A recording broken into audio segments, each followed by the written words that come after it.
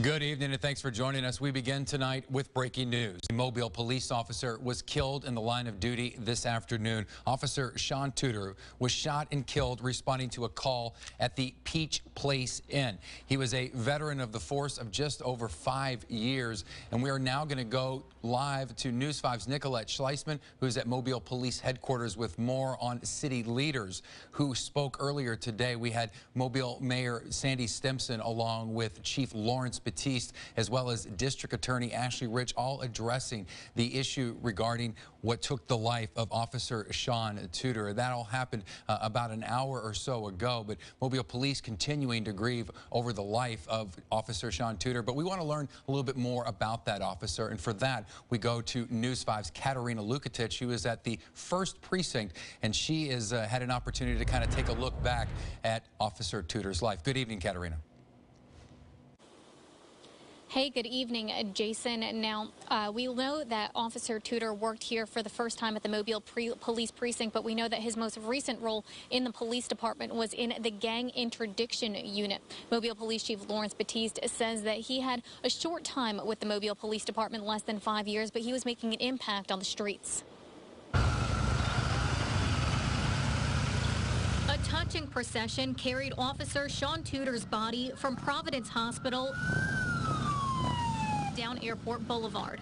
Officer Tuder was a young officer.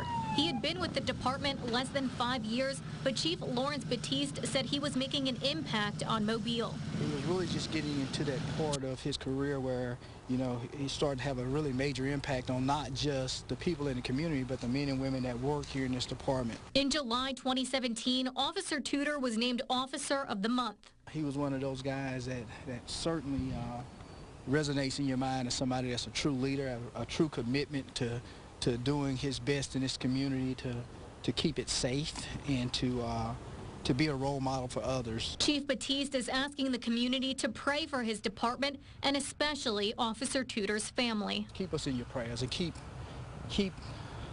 Officer Tuder's family in your prayers, his wife and his mom and dad and his in-laws, because this is going to be a difficult time.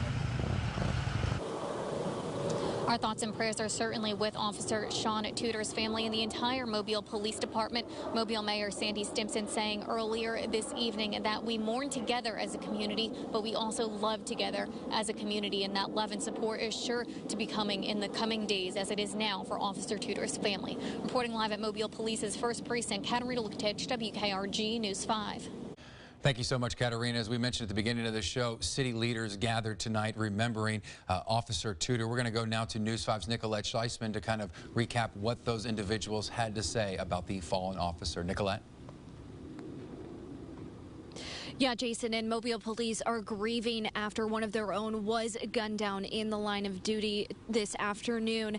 And District Attorney Ashley Rich says that suspect, 19-year-old Marco Perez, she's asked for no bond from the judge for that suspect. And she has also said that he now faces capital murder charges. We lost another officer in the line of duty, Officer Sean Tuder. Heartbreak for the men and women in blue. This is a time of grief for us. We're trying to make sense of how we could have another brother lose his life in less than a year. Mobile Police say Officer Sean Tuder was at the Peach Place Inn working on a follow-up on an investigation.